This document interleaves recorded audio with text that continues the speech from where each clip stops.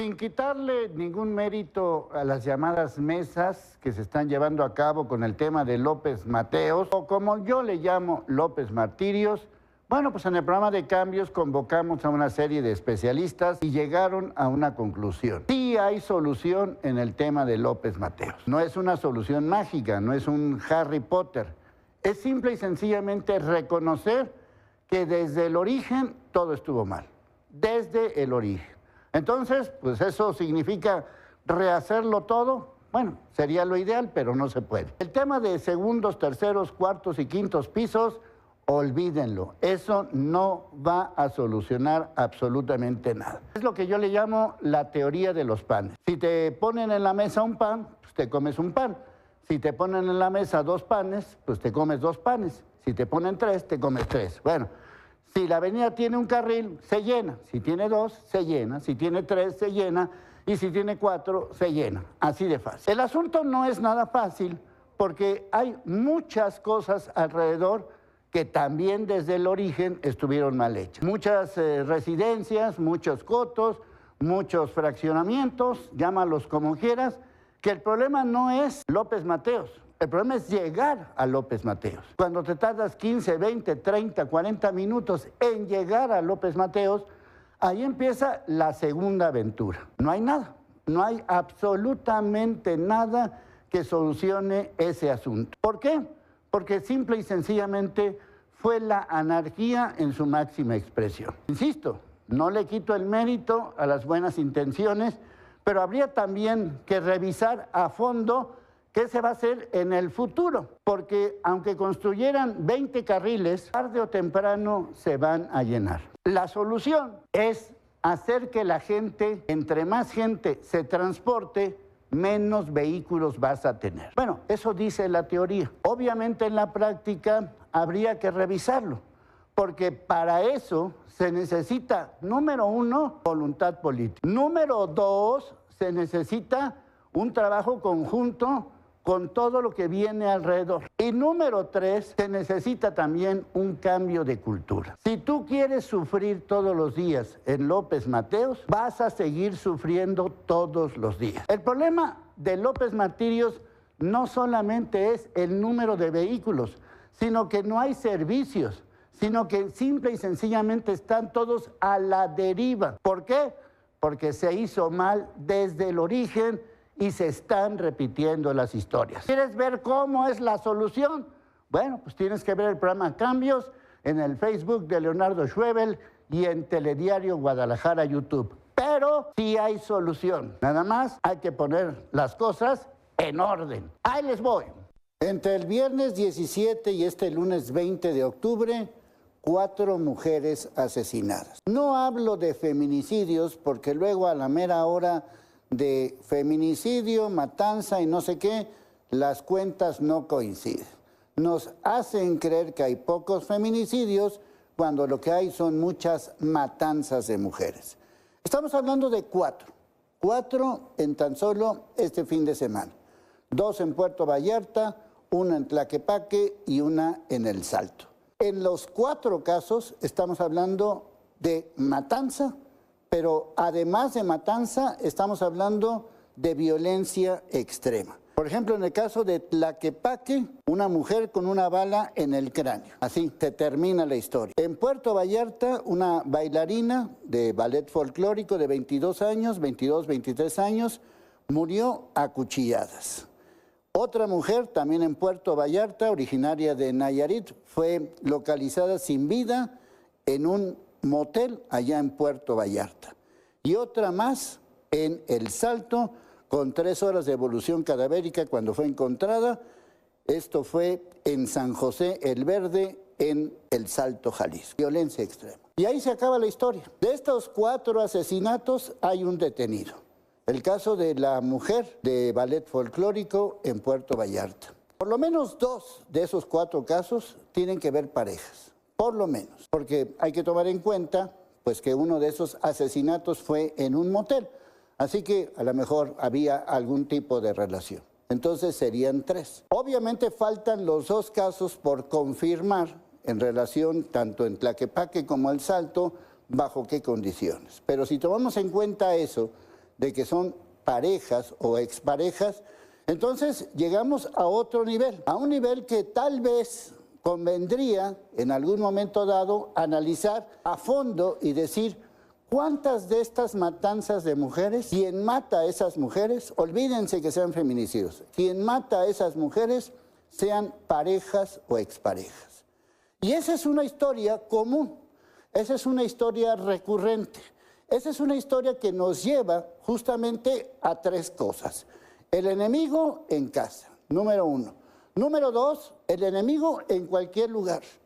Puede ser bailando. Y el tercer caso, lo que más nos llama la atención es que pocas veces se detiene a los feminicidas. Sean parejas o exparejas o lo que sea, volvemos otra vez a historias que nos han vuelto locos durante este año. Sí, hay que recordar a Astrid, hay que recordar a Valeria Márquez, hay que recordar a Esmeralda y tantos casos que llevamos este año. Así se termina la historia. Otras mujeres asesinadas. Y por parejas, exparejas o lo que sea, esto debe terminar. Ahí les voy. Abrimos el concurso total. ¿Cuál es el socavón más curioso de los tantos que tenemos? Bueno, últimamente nuestros reporteros en acción nos han mostrado toda clase de socavones. Ya vimos llantas, ya vimos señalamientos, ya vimos dibujos, ya vimos sillones, ya vimos sofás, ya vimos de todo. Y la pregunta es, ¿cuál de todos estos socavones es el más curioso?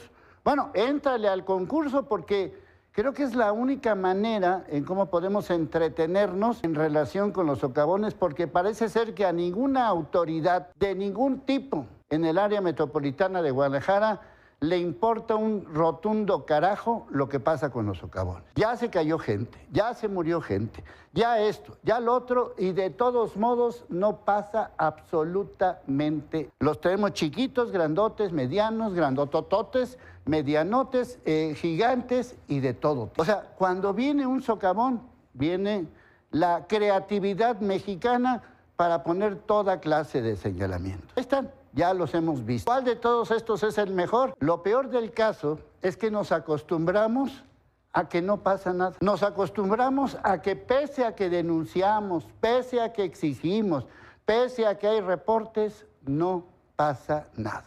Y cuando hay un accidente, como ya los hemos vivido, pues simple y sencillamente, pues qué bueno, muchas gracias, mucho gusto. Hasta el siguiente socavón, el siguiente y el siguiente. ¿Cuál es el problema?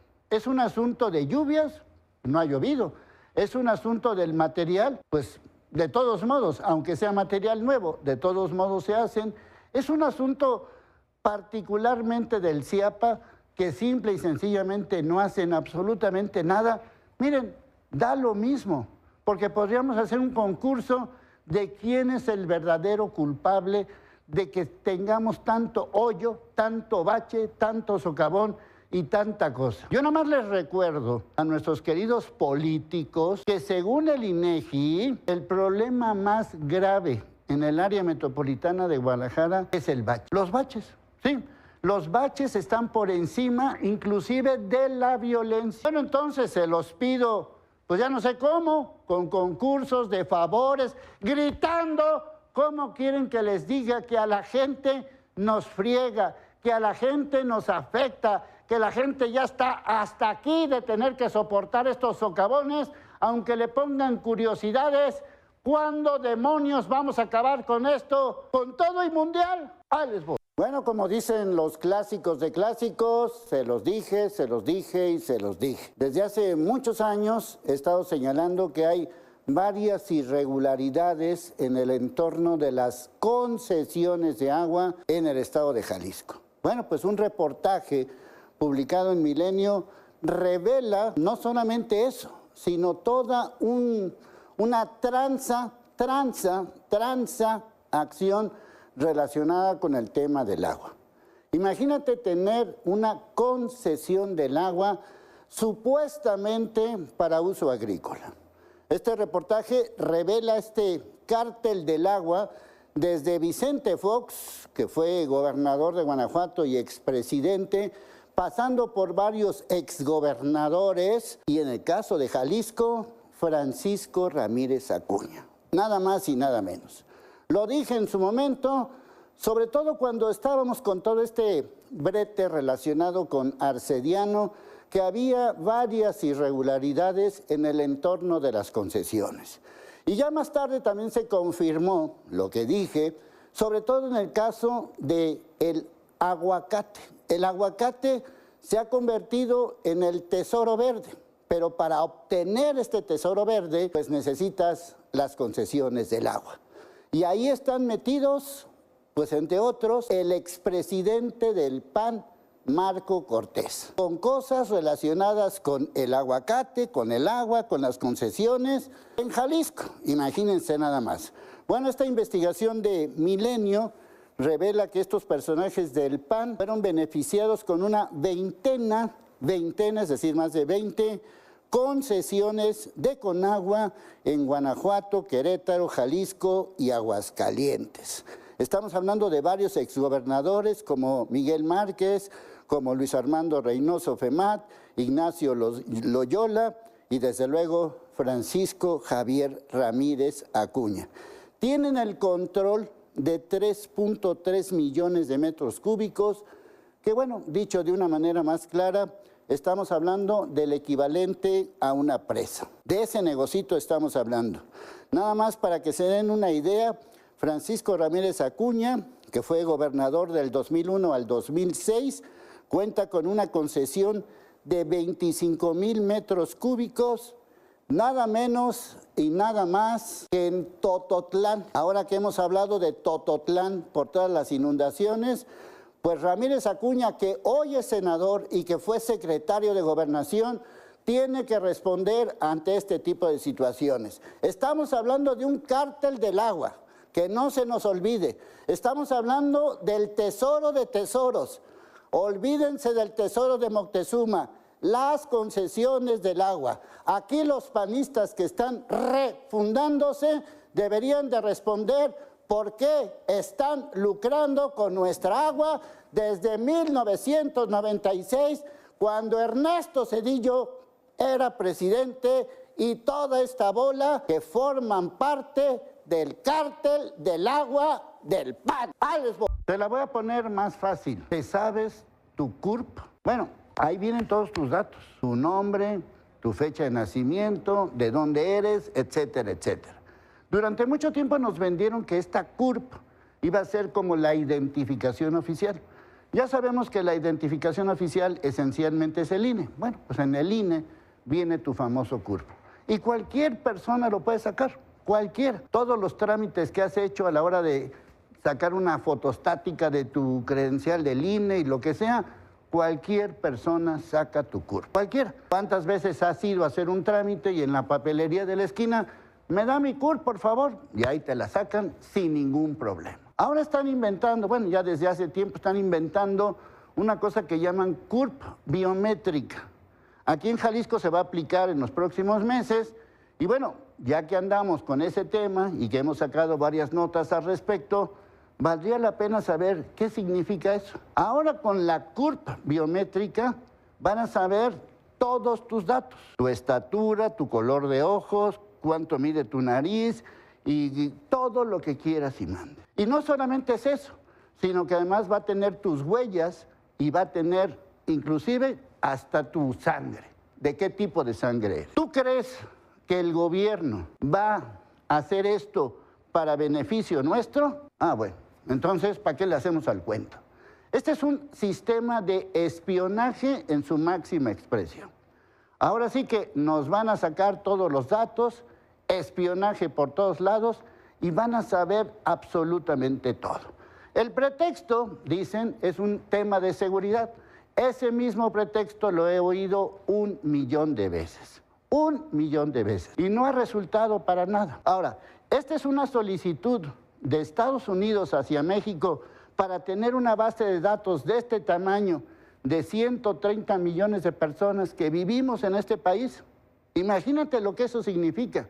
Ya sabemos que muchas bases de datos andan circulando por todos lados. Por eso te llaman cada rato para extorsionarte. Por eso te llaman cada rato para ofrecerte pues tarjetas bancarias de bancos que ni conoces. Así de sencillo. Por eso, de alguna manera hay que ver cómo está este asunto. Quizás para sacar la CURP sea necesaria una contraseña para que no cualquier monito pues pueda sacar tus datos y ve tú a saber todo lo que haga. Como sea, ya viene. Entre que sí es obligatoria y no es obligatoria, en que se hacen bolas con una cosa, se hacen bolas con otra, el tema es el mismo. El tema es que el gobierno quiere controlarte. El tema es que el gobierno quiere saber todo de ti. El tema se llama espionaje y ahí vamos todos. Ahí les voy. Bueno, aclaro que a nivel nacional a Jalisco le va bien, a nivel nacional. Pero después de estos datos, a ver qué tan bien nos va. Estoy hablando de empleo. A nivel nacional, Jalisco es de los líderes. En algunos casos, el superlíder. Pero tomen en cuenta esto. Según los datos que dio a conocer un diputado de Movimiento Ciudadano de aquí de Jalisco, Omar Cervantes, casi la mitad de los empleos en Jalisco son informales. Casi la mitad. Estamos hablando del 46.5%. Casi la mitad. Ojo con ese tema, porque sí, hay empleo, pero hay empleo informal en casi la mitad. Cuando hablamos de empleo informal, obviamente estamos hablando de que no hay prestaciones. Pasamos al otro nivel, al nivel que tiene que ver con el empleo formal. Según distintas fuentes, más o menos el promedio en Jalisco de un empleo formal, es decir, que tienes prestaciones, pues anda rondando por ahí entre los 15 y 20 mil pesos mensuales. Obviamente depende de la antigüedad, de la capacitación, de la preparación, más o menos toma en cuenta esta cifra. Pero para que lo tomen en cuenta todavía más, en el caso específico de los jóvenes, se crearon más empleos informales que formales. Por ejemplo, en el 2024 se perdieron prácticamente 37,000 empleos formales en Jalisco, 2024, mientras que se crearon prácticamente 28,000 empleos informales. Para más datos, para jóvenes entre 15 y 25 años, la informalidad creció más rápido que la formalidad. Aguas con estos temas. Pasamos al tema de la formalidad. ¿De qué te sirve tener un salario entre 15 y 20 mil pesos y no puedes rentar una casa? ¿Cuánto cuestan las casas en Guadalajara? ¿Cuánto cuesta una casa en Guadalajara? Un departamento, una vivienda, pues anda rondando en eso. O sea, ¿de qué te sirve tener un buen empleo donde estás titulado, preparado, con experiencia, si lo que ganas no te alcanza ni siquiera para que te vayas de tu casa si eres un chavito? ¿De qué sirve si no te alcanza para tener una familia, para que tengas 2 o 3 hijos? ¿De qué sirve si no te alcanza para nada? El tema del empleo es un tema fundamental, porque sin empleo no hay nada.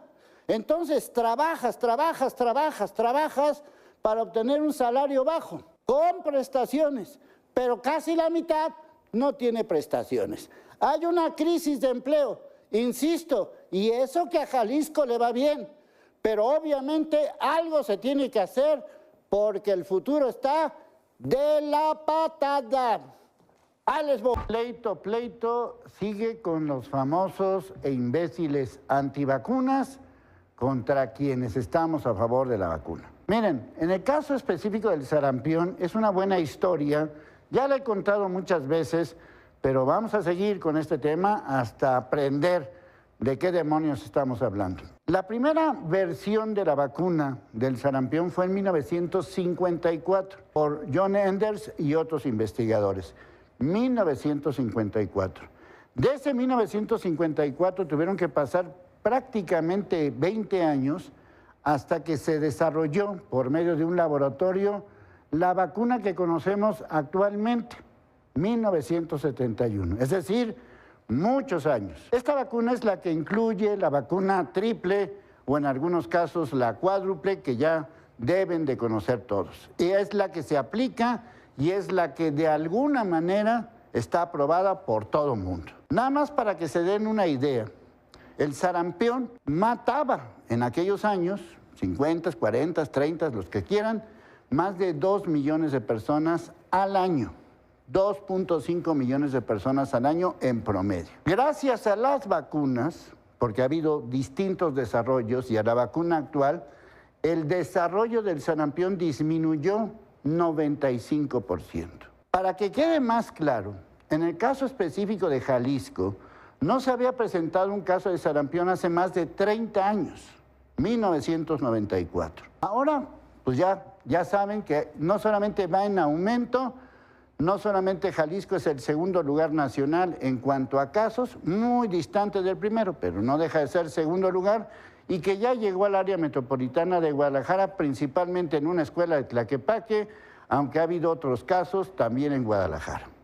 Miren, aquí el asunto es muy claro. Desde 1954 hasta la fecha, la vacuna funciona. No hay ni una otra opción. Esto también nos puede servir de base para que entiendan los malditos e imbéciles antivacunas que el virus va a seguir toda la vida. Llámese sarampión, llámese COVID, llámese como se llame. El hecho de que no haya tanto muerto, tanto enfermo, tanto contagiado, es precisamente por las vacunas. Esa es la única razón. Es lo único que se ha inventado para controlar esto. No tiene nada que ver ni la contaminación, ni la alimentación, no tiene nada que ver absolutamente nada. Quienes no vacunan a sus niños y ahora también adultos mayores contra el sarampión, para que quede claro, para que ya no haya ninguna duda, son unos imbéciles que están enfermando al mundo. ¿Ya? ¿Quedó claro? Ahí les voy. El tema se llama percepción de inseguridad, son datos oficiales del INEGI, que cada trimestre, cada 3 meses, pues manda este tipo de situaciones. Bueno, vamos a ver cómo le va al área metropolitana de Guadalajara y otros lugares de Jalisco, comparando septiembre con junio. Septiembre del 2025 con junio del 2025. Como podrán ver en estos gráficos, septiembre y junio, pues estos son los municipios que han subido la percepción de inseguridad y estos son los que han bajado la percepción de inseguridad. Comparando septiembre con junio, Guadalajara subió, es decir, de 73 a casi 78. En pocas palabras, 8 de cada 10 se siente inseguro. En el caso de Tonalá también subió de 56 a 65, prácticamente 10 puntos, casi 10 puntos. En el caso de Tlajomulco también subió de 66 a más de 73. La percepción de inseguridad bajó de junio a septiembre en Tlaquepaque de 65 a 60, en el caso de Zapopan de 53 a 49, casi 50, y en el caso de Puerto Vallarta, ahí todos son felices, de 27 a 24. Pero interesante lo que sigue, el comparativo de septiembre con septiembre. En este septiembre con septiembre, hay que recordar que estos municipios entraron en funciones en octubre. Así que aquí todavía se analiza el último periodo del anterior municipio, aunque sean los mismos encargados. En el caso de Guadalajara sigue igual, es decir, 8 de cada 10, pero fíjense, en septiembre también subió la percepción de inseguridad en un año de casi 75 a casi 79. En el caso de Tonalá subió de casi 61 a más de 65 y Puerto Vallarta pues subió tantito de 21 a 24, casi 25. Los que bajaron de septiembre a septiembre, muy poquito, pero bajó, Tlajomulco de 74 a 73, menos de 1 punto. En el caso de Tlaquepaque bajó de 65 a 60 y en el caso de Zapopan pues se quedó prácticamente igual. Esto es importante porque es la percepción de inseguridad, que muchas veces no coincide con la inseguridad, porque pues aquí hemos reportado muchas veces cuáles son los municipios que tienen pues mayor número de delitos, hablando de balaceras, de heridos, de muertos, principalmente Tlaquepaque y Tlajomulco. Pero que esto sirva de base para que los municipios pues entiendan cómo se siente la gente. Ya, pues y ahora sí, si ustedes le creen o no le creen al INEGI, ya es otra historia. Pero sí llama la atención que algunos municipios de nuestra entidad, pues prácticamente no hay percepción de violencia y otros se mantienen igual. Cuando hablas de 8 de cada 10, es que algo se tiene que hacer. Ahí están los datos, ¿estás o no de acuerdo? Ahí les voy. Bueno, lo calificamos de bestialidad porque me gustaría calificarlo de otra manera. A este maldito hijo de la tiznada, ¿qué castigo puede merecer? Es de esas veces cuando uno dice pena de muerte. Es cuando uno dice, voy a mantener a este hijo de la tiznada, quién sabe cuántos años en la cárcel, dándole comida, techo, sustento. Imagínate matar a una niña de 4 años. Ya con eso sería suficiente, ya con eso, ya más no se puede pedir. Pero la manera, la forma, la bestialidad, la hazaña en que lo hizo, bueno, a final de cuentas no hay ninguna justificación, no hay absolutamente nada, más que esperar que la justicia se haga como debe de ser, es decir, que se pudra en la maldita cárcel. Nuestra sociedad está envuelta en este tipo de casos. Justamente de este tema vamos a hablar en Cambios este sábado, acerca de lo que pues en general hablamos del maltrato infantil, del abuso infantil, específicamente del abuso sexual. Pero ¿hasta dónde puede llegar alguien contra su propia sangre, contra su propia familia? Aunque en este caso sea el padrastro o lo que sea, simple y sencillamente dice uno, ¿cómo es posible que pasen esas cosas? Los testimonios de los especialistas son verdaderamente horripilantes. Pero cuando nos encontramos con un caso como este, dice uno, ¿y aquí qué? ¿En dónde nos perdimos? ¿En qué parte de la historia nos perdimos para llegar a tener un ser que es capaz de lo peor, de lo peor, de lo peor? Imagínate cómo puede alguien pensar en todo este proceso de matar a una niña, envolverla, tirarla como si fuera basura y a ver si la encuentra. Obviamente aquí pues habría que revisar a fondo la historia de ese maldito y también la historia que hay alrededor de este contexto. Por eso me cuesta trabajo decir cuánto necesitamos como sociedad para aplicar una justicia de tal manera que este tipo de personajes reciban el castigo necesario para que como sociedad aprendamos que este tipo de cosas no pueden suceder. Yo lo dejo ahí, indignado, enojado y lo que sigue. Simplemente decirle a ese hijo de la tiznada que ojalá te pudras, maldito. ¡Ay, te